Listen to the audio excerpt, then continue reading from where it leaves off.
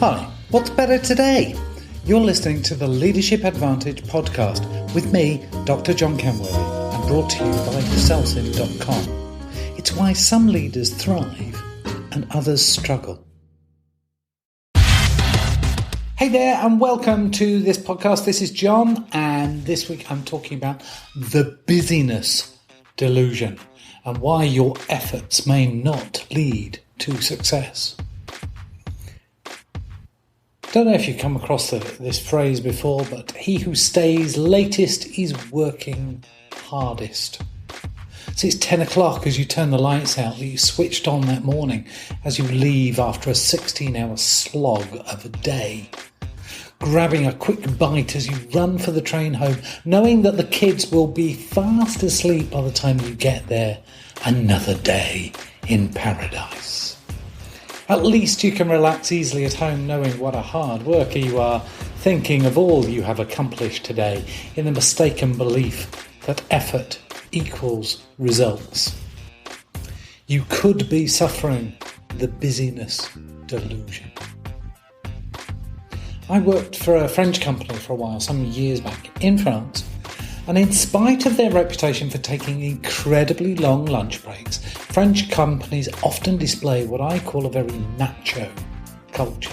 It's essentially based on being seen to be busy and actively involved. There was essentially a competition to be first into the office and last out of the door at night, and at a minimum arrive earlier than the boss and leave after he had left the building. The staff would turn up early in the day, place their coat or jacket on the back of their chair and log onto the computer, and then go for coffee. Whenever any of the bosses were around, there was a flurry of activity and people rushed.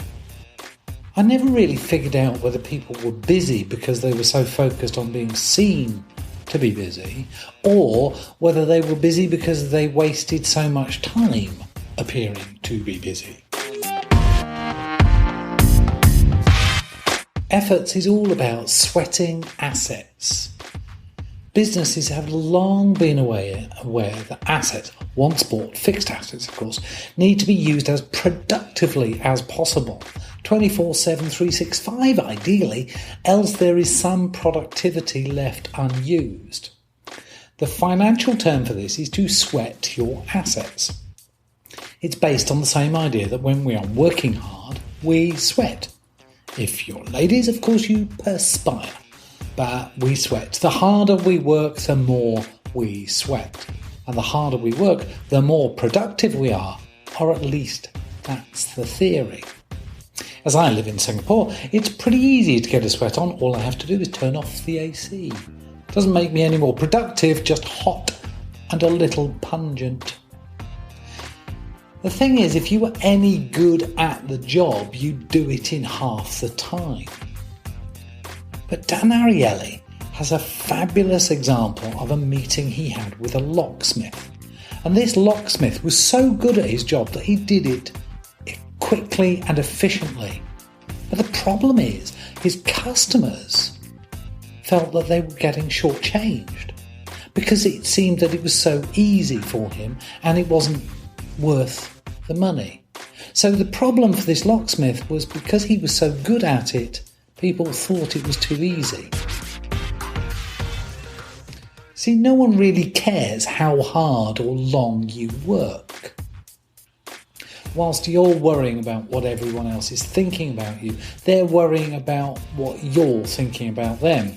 So you should be worried about what you are thinking about them, but you're not, because you're too consumed with what they're thinking about you, but they're not, because they're spending all this neurological effort thinking about you, thinking about what they're thinking about. If you're working hard, that's terrific, but is that what is being noticed? And the vast problem for most people is that they have just no balance, no life-work balance. Because you're working so hard and spending so many hours at the office and less time at home because you feel stressed that you have to do this, you have to spend your time at the office. working all the time, or at least being seen to be busy. But it's creating greater and greater levels of stress that are causing your body's cells to age prematurely. The more we stress ourselves about not being in balance and the harder we work, the more we age prematurely. And hard work just doesn't lead to rewards.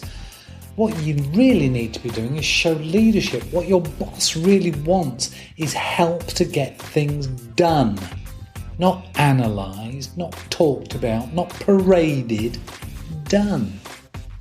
The whole idea is to share and carry the load. Demonstrate to your boss that you're already working at the level that you want to be promoted to. The trouble is, most of the time it's all about being seen to be busy. It's perceived value.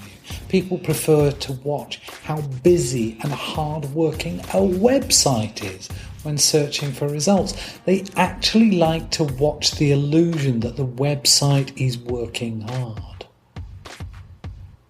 This increases perceived value. So why do we need to be seen to be busy?